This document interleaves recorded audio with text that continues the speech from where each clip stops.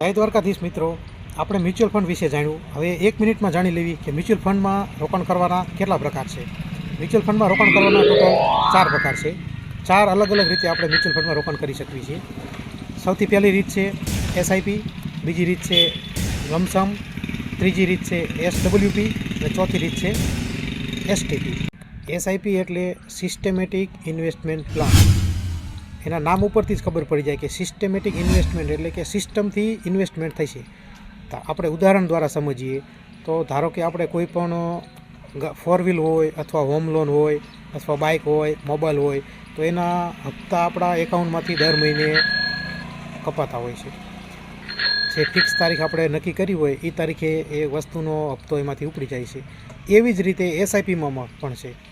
ધારો કે આપણે કોઈ એક ફિક્સ તારીખ નક્કી કરવી છે, એ તારીખે પૈસા આપણા એકાઉન્ટમાંથી કપાય અને મ્યુચ્યુઅલ ફંડમાં જમા થઈ જાય છે. એસઆઈપી એ મ્યુચ્યુઅલ ફંડમાં ઇન્વેસ્ટમેન્ટ કરવાનો બેસ્ટ રસ્તો છે.